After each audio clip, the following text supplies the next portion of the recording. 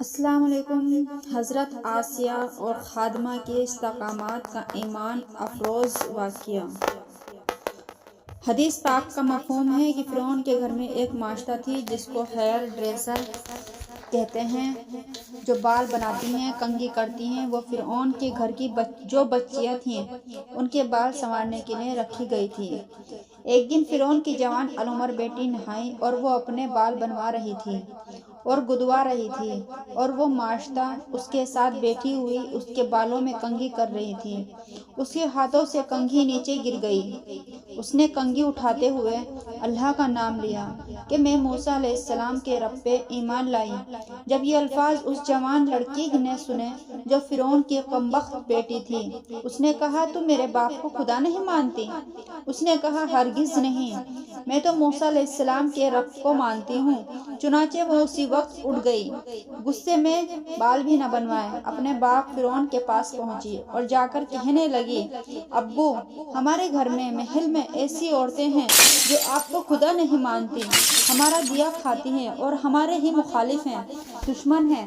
فرعون کو بڑا ہی غصہ آیا، کہنے لگا، اچھا، میں ابھی انہیں سیدھا کر دیتا ہوں۔ فرعون نے تاج سر پر رکھنا دربار لگوا لیا اور اس خادمہ کو بلوا لیا اور خادموں سے کہا کہ اسے زمین پر لٹا دو۔ اس بیچاری کو زمین پر لٹا دیا گیا۔ اس کے دونوں ہاتھوں میں اور دونوں پاؤں کے اندر کیلیں گاڑ کر زمین میں اندر دھسا دیے گئے، گویا اس کے ہاتھ اور پاؤں ہل نہیں سکتے تھے۔ اس عورت سے کہا گیا کہ تم اپنی اس بات سے واپس لوٹ آؤ۔ وہ کہنے لگی، ہرگز نہیں، مجھے ایمان کا وہ مزہ مل گیا کہ اب میں واپس نہیں آ سکتی۔ فرعون نے کہا، میرے پاس تیرا علاج ہے، میں تیرا علاج کرواتا ہوں۔ کون سا علاج؟ وہ کہنے لگی، کون سا علاج؟ اس نے کہا، علاج یہ ہے کہ تیری چند ماہ کی دودھ پیتی بچی ہے، میں اسے بلواتا ہوں۔ چنانچہ اس نے کیا کیا، اس خادمہ کے سینے سے کپڑے ہٹوا دیے اور بچی کو لا کر اس کے سینے پر لٹا دیا۔ معصوم بچی جب ماں کے سینے پر لیٹی تو اس نے ماں کے پستانوں سے دودھ پینا شروع کر دیا۔ اب سارا دربار دیکھ رہا ہے، معصوم بچی ماں کے پستان سے لگی دودھ پی رہی ہے۔ فرعون کہنے لگا، میں تیری بچی کو تیرے سینے پر ذبح کروں گا، یہ تڑپے گی، اس کا خون تیرے سینے پر بہے گا، ورنہ تو میری بات کو مان لے۔ وہ کہنے لگی، ہرگز نہیں، ایمان اتنا قیمتی ہے کہ میں یہ قربانی کر لوں گی، لیکن خود ایمان سے نہیں ہٹ سکتی۔ چنانچہ فرعون نے کیا کیا، اس کی بیٹی کو قتل کرنے کا حکم دیا۔ ایسے ظالم تھا، ایسا مردود تھا، ایک نے خنجر مارا گردن کے اوپر اور ذبح کر دیا، گردن کو اس کے جسم سے جدا کر دیا۔ نازک پھول سی بچی ماں کے سینے پر تڑپنے لگی، ماں کے سینے پر خون کا فوارہ چھوٹا، سوچئے ماں پہ کیا گزری ہوگی۔ استغفر اللہ۔ بالآخر جب بچی ٹھنڈی ہو گئی تو وہ کہنے لگا، بات مانتی ہو کہ نہیں؟ اس نے کہا کہ نہیں مانتی۔ کہنے لگا، اچھا، تمہارا اور علاج کرتا ہوں۔ فرعون نے بڑے بڑے بچھو پلوائے ہوئے تھے جس سے وہ دشمنوں کو سزائیں دیتا تھا۔ اس نے کہا، اس عورت کے ننگے بدن پر سب بچھو ڈال دیے جائیں۔ چنانچہ بچھو ڈال دیے گئے، اس کے جسم پر ہزاروں نے کمر کر لیا اور کاٹنے لگے۔ اس عورت کو اتنی تکلیف ہوئی کہ وہ مچھلی کی طرح تڑپنے لگی اور اسی زہر کی وجہ سے اس بیچاری کی موت آ گئی اور وہ شہید ہو گئی۔ جب فرعون نے دیکھا کہ یہ بھی ٹھنڈی ہو چکی، فرعون گھر آیا، اپنی بیوی آسیہ کو یہ کہنے لگا، آسیہ، تم نے دیکھا میں نے ایسی عورت کا کیا حشر کیا جو موسیٰ علیہ السلام کے خدا پر ایمان لائی؟ میں نے اس کو یوں مروایا، اس کی بیٹی کو سینے پر ذبح کروایا۔ بی بی آسیہ رحمۃ اللہ علیہ خود بھی ایمان لا چکی تھی۔ بی بی آسیہ رضی اللہ عنہا کہنے لگی، تو مردود ہے، ظالم ہے، تو نے ایک معصوم بچی کی جان لی اور ایک ماں کی جان لی، معصوم بچی کو ذبح کیا، تو کتنا بدبخت انسان ہے۔ فرعون کو اپنی بیوی آسیہ کے حسن و جمال کی وجہ سے بڑی محبت تھی۔ آسیہ کو اللہ نے حوروں جیسا حسن و جمال عطا کیا تھا۔ فرعون نے پوری قوم میں سے چن کر جو اس وقت کی مس یونیورس تھی اس کے ساتھ نکاح کیا تھا۔ تو بی بی آسیہ اتنی خوبصورت تھی، ان کے اوپر یہ جان چھڑکتا تھا، عاشق تھا۔ ان کو بھی پتا تھا کہ اس کو ان سے کتنا تعلق ہے، لیکن ان کے دل میں اس کے بارے میں نفرت آ چکی تھی۔ وہ کہنے لگی، تو کتنا بدبخت ہے، تو نے معصوم بچی کی جان لی۔ فرعون نے جب یہ سنا تو کہنے لگا آسیہ کیا تم مجھے خدا نہیں مانتی؟ وہ کہنے لگی ہرگز نہیں مانتی، میں تو موسیٰ علیہ السلام کے پروردگار پر ایمان لا چکی ہوں۔ جب اس نے یہ سنا تو اس کا دماغ ابلنے لگا، کہنے لگا اچھا پھر دیکھ میں تیرا کیا حشر کرتا ہوں۔ وہ کہنے لگی فاقضِ ما انت قاض، تو جو کر سکتا ہے کر لے، میں بھی اب پیچھے ہرگز نہیں ہٹوں گی۔ فرعون واپس لوٹ کر دربار میں آیا اور دربار میں آ کر اس نے حکم دیا میری ملکہ کو دربار میں لایا جائے۔ چنانچہ اس کو ہتھکڑیاں لگا کر دربار میں لایا گیا۔ دربار کے لوگ حیران تھے۔ جس عورت کے ہاتھ کا اشارہ دیکھنے کے لیے سینکڑوں خادمات محل میں ہوتی تھیں، جس کے اشارے کو ہر وقت پورا کر دیا جاتا تھا، آج وہ ملزمہ بن کر دربار میں پیش ہو رہی ہیں۔ فرعون کے حکم پر وہ سامنے لائی گئیں۔ جو درباری لوگ تھے وہ عزت کی وجہ سے اس کے چہرے کو دیکھتے نہیں تھے، آج یہ سب کے سامنے ملزمہ بن کر کھڑی ہیں۔ فرعون نے کہا آسیہ تم میری بیوی ہو، میں تم سے محبت کرتا ہوں، اس محبت کی راج لکھو، میں مجھ پر ایمان لے آؤ۔ وہ کہنے لگی ہرگز نہیں۔ فرعون کو اور غصہ آیا، کہنے لگا میں تمہیں سب کے سامنے رسوا کر دوں گا۔ لیکن وہ کہنے لگی جو تو چاہتا ہے کر لے، میں بھی پیچھے نہیں ہٹوں گی۔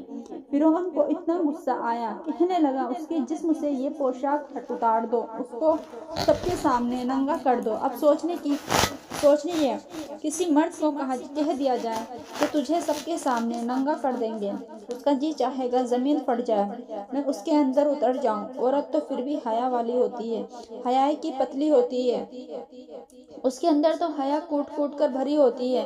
اب عورت کو کہا جا رہا ہے کہ سارے درباریوں کے سامنے تجھے بے لباس کر دیں گے، مگر ایمان ایک طرف تھا، ایمان کی قیمت زیادہ ہوتی ہے۔ بی بی آسیہ رحمۃ اللہ علیہ نے کہا میں ہرگز پیچھے نہیں ہٹوں گی، میرا ایمان اتنا قیمتی ہے، تو جو چاہتا ہے کر لے۔ چنانچہ اس کے سر سے کپڑے اتار دیے گئے، جسم سے کپڑے اتار لیے گئے، بالکل بے لباس برہنہ حالت میں یہ کھڑی ہیں، سارے درباریوں کی نظر اس کے جسم پر پڑ رہی ہیں۔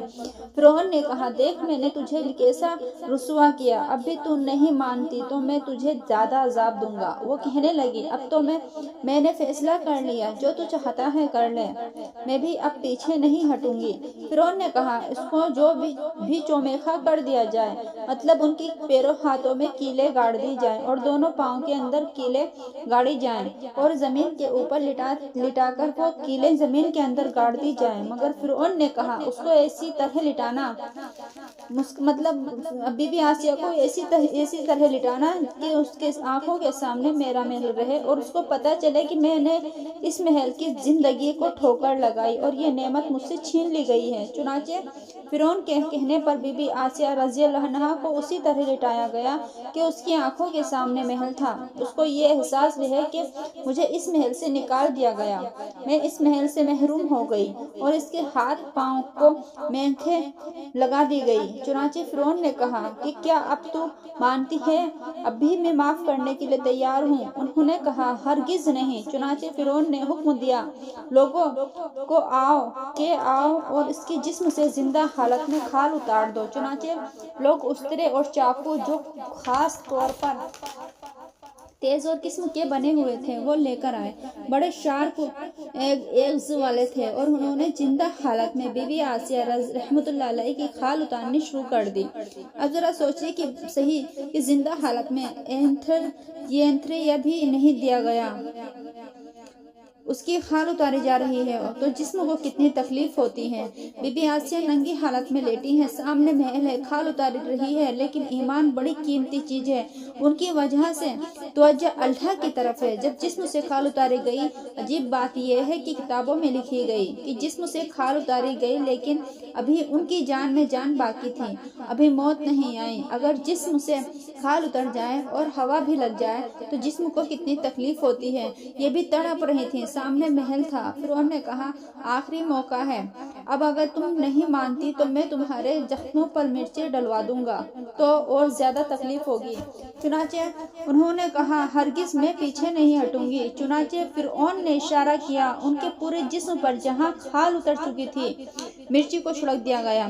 یہ درد کی وجہ سے مچھلی کی طرح تڑپنے لگ گئی اور اسی وقت ان کی نظر محل پر پڑی۔ یہ محل ہے یہ وہ محل ہے جہاں سے اس نے مجھے نکالا۔ اس نے اپنے رب سے دعا کی، قرآن نے اس دعا کو نقل فرمایا۔ اللہ تعالیٰ فرماتے ہیں ربی ابنی عندک بیتن فی جنت، اے اللہ یہ فرعون کمینہ مجھے اس محل سے نکال چکا اور کہتا ہے کہ تم محروم ہو گئی، اللہ مجھے محل نہیں چاہیے۔ ربی ابنی عندک بیتن فی الجنت، سورہ مریم سے اللہ مجھے اپنے پاس جنت میں گھر عطا کر دیجئے۔ سوچئے عورت جب گھر اللہ تعالیٰ سے مانگتی ہے تو سب سے پہلے چیز اس کو گھر چاہیے، وہ گھر مانگتی ہے سر چھپانے کے لیے، جگہ مل جائے۔ چنانچہ بی بی آسیہ نے بھی وہی دعا مانگی، ربی ابنی لی عندک بیتن فی جنت، اے اللہ جنت میں اپنے پڑوس میں گھر عطا کر دیجئے۔ ربی ابنی عندک بیتن فی الجنت ونجینی من فرعون وعملہ ونجینی من القوم الظالمین۔ چنانچہ اللہ نے ان کی دعا قبول کر لیا اور بالآخر انہوں نے تڑپ تڑپ کر جان دے دی۔ اب ذرا اگلی بات سن لیجئے۔ ان دونوں عورتوں نے ایمان کی خاطر قربانی دی اور اللہ سے جو مانگا انہیں ملا، لیکن اللہ نے ان کی امیدوں سے بڑھ کر دیا۔ چنانچہ حدیث پاک میں آتا ہے اللہ تعالیٰ نے اس خادمہ کی اتنی قدردانی فرمائی۔ صلی اللہ علیہ وسلم جب معراج کے لیے تشریف لے جانے لگے تو راستے میں تھے، وہ ایک جگہ پر ان کو بہت خوشبو آئی اور پوچھا جبرائیل یہ خوشبو کیسی ہے؟ جبرائیل علیہ السلام نے عرض کیا اے اللہ کے نبی صلی اللہ علیہ وسلم یہاں اس خادمہ کی قبر ہے جو فرعون کی بیٹیوں کے بال بنایا کرتی تھی، وہ شہید ہو گئی تھی، اس کی قبر سے ایسی خوشبو اٹھ رہی ہے۔ اے اللہ کے نبی صلی اللہ علیہ وسلم آپ بھی محسوس کر رہے ہیں؟ سوچئے تو صحیح، جس نے اللہ کے نام پر جان دی، اللہ نے قبر کو جنت کا ایسا باغ بنایا، قبر سے خوشبوئیں اٹھ رہی ہیں، اللہ کے محبوب نے وہ خوشبوئیں محسوس کر لیں۔ اور دوسری روایت میں آتا ہے کہ جب حضرت خدیجہ القبر رضی اللہ عنہ کی وفات کا وقت قریب آیا، انہوں نے نبی صلی اللہ علیہ وسلم کے سامنے اظہار کیا کہ میری حالت اب غیر ہو رہی ہے۔ نبی صلی اللہ علیہ وسلم نے فرمایا خدیجہ آپ جنت میں جاؤ گی تو وہاں جا کر میری بیویوں کو سلام دے دینا۔ خدیجہ قبری بڑی حیران ہوئی، عرض کیا اے اللہ کے نبی صلی اللہ علیہ وسلم دنیا میں تو میں آپ کی پہلی بیوی ہوں، آپ کی جنت میں کون سی بیویاں ہیں؟ نبی صلی اللہ علیہ وسلم نے فرمایا خدیجہ رحمۃ اللہ رب العزت نے بی بی مریم اور بی بی آسیہ کو جنت میں میری بیویاں بنا دیا، تم جاؤ گی تو ان کو میرا سلام کہہ دینا۔ ماشاءاللہ سبحان اللہ۔ اب اللہ کی قدردانی دیکھیے، بی بی آسیہ نے اللہ سے گھر مانگا تھا، اللہ تو کتنا کریم ہے، کتنا مہربان ہے، اس بندی کی قربانی کو قبول کر لیا اور گھر والا اپنی مرضی سے بنا دیا۔ بی بی آسیہ تو نے کتنے نفع کا سودا کیا، فرعون کی بیوی تھی، اللہ نے اس ظالم سے بچا لیا، اس بدبخت سے بچا لیا اور سیدھا القونین اور سید القونین صلی اللہ علیہ وسلم کی تجھے بیوی بنا دیا۔ تو عورت نے اللہ تعالیٰ سے گھر مانگا